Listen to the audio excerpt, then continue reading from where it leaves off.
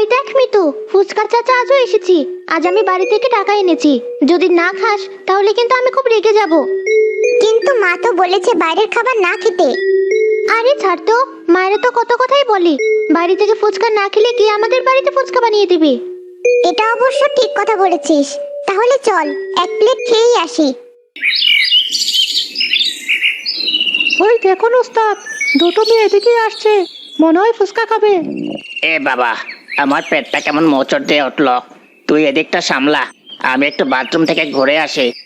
সে কি ওস্তাদ, ওই বাথরুমে তো পানির ব্যবস্থা নেই। আরে ছাড় তো, পেটে মোচড় দিলে পানির খেয়াল রাখা লাগে না, পানি ছাড়াই কাজ সেরে আসবো।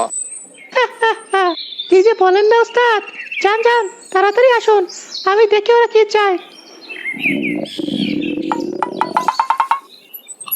এ কি, ফুচকা চাচা কোথায়? কেন খুকি, তোমরা কি খাবে আমাকে বলো, আমি তো আছি। না, আমরা তোমার কাছে খাবো না। ফুচকা চাচার হাতের ফুচকা বেশি স্বাদ, সে কোথায় তাই বলো। কি হয়েছে মামনিরা, কি চাই তোমাদের? এই তো ফুচকা চাচা, আমাদের তাড়াতাড়ি 2 প্লেট ফুচকা দাও দেখি। হ্যাঁ চাচা, আমারটাতে টক বেশি দিবে কিন্তু। দেখুন না ওস্তাদ, আপনার হাতে নাকি বেশি স্বাদ, আমার হাতে খেতেই যাচ্ছে না। তাই নাকি? আচ্ছা বেশ, আমি এখনই 2 প্লেট ফুচকা বানিয়ে দিচ্ছি। সালাম তার নোংরা হাত দিয়ে ফুচকা বানাতে লাগলো। কি স্বাদ, ঠিক যেন অমৃত। কিরিমিত, তাই না? হ্যাঁ, কিন্তু টকটা কেমন নোংরা। এ কি বলছো মামনি, ও তো তেঁতুলের গুঁড়ো, ওগুলো নোংরা না। আমার খাবারের নোংরা থাকতেই পারে না। এই তো কেবলই হাত দিয়ে আসলাম। কিরে কাদের, তাই না?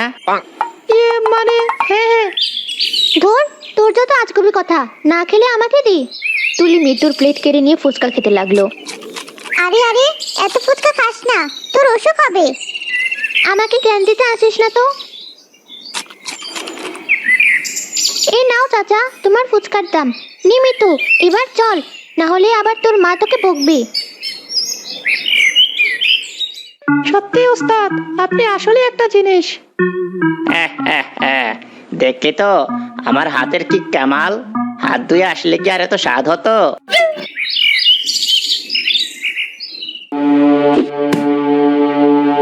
মা, মা কোথায় গেলি? আরে তুলি, কি হয়েছে তোর? ব্যাগটা ওখানে ফেলে দিলি কেন? মা, আমার পেটটা কেমন ব্যথা করছে, মনে হচ্ছে ব্যথাতে আমি মরেই যাব। সে কি, হঠাৎ এমন পেট ব্যথা হলো কেন? বাইরে কিছু খেয়েছিস নাকি?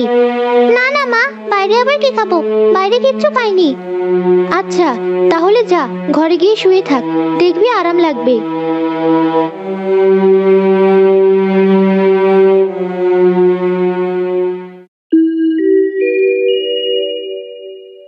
বাবা, তুমি এসেছো? মাই দেখো, বাবা চলে এসেছে। হ্যাঁ মা, আজকে খুব ভালো বিক্রি হয়েছে। সকাল সকাল সব ফুচকা শেষ হয়ে গেছে, যা একটু আছে ওটুকু আর বিক্রি করার মতো না। তাহলে ওই ফুচকাগুলো আমাকে দাও, কতদিন হয়ে গেল ফুচকা খাই না। না মা, খবরদার এগুলোতে হাত দিবি না। এগুলো হলো নোংরা জিনিস, এগুলো খেলে তোর পেট খারাপ হবে। কিন্তু তুমি তো স্কুলের বাইরে সবার কাছে ফুচকা বিক্রি করো, তাতে কিছু হয় না? ওরা কি আর আমার আপন? ওদের কিছু হলে আমার কি? তোমাকে কতবার বলেছি পাপের ব্যবসা তুমি বন্ধ করো। যে জিনিস নিজের মেয়েকে খাওয়াতে পারো না, সেই জিনিস তুমি অন্য মানুষকে খাওয়াবে। আহা গেন্নে, তুমি সে একই কথা আবার শুরু করলে। পাপের ব্যবসা বলছো কাকে? জানো না এই ব্যবসার টাকাতে আমাদের পেট চলে? কেন, দুনিয়ায় কি আর কোনো ব্যবসা নেই? যে ব্যবসা মানুষের জীবন নিয়ে নেয়, সেই ব্যবসা কেন করবে বলো তো? ধুর বাবা, বাড়িতে একটু শান্তি নেই। এর চেয়ে বাইরেই ভালো ছিলাম, যত সব জ্ঞান দিতে আসছে। তারলাম রাগ করে ঘরে চলে যায়। ওদিকে নোংরা ফুচকা খেয়ে তুলি আরো অসুস্থ হয়ে পড়ে। ওরে বাবা, মরে গেলাম। তুলির বাবা, মেয়ের অবস্থা তো ভালো না। মা, কেন তুই ওই পচা ফুচকা খেতে গেলি?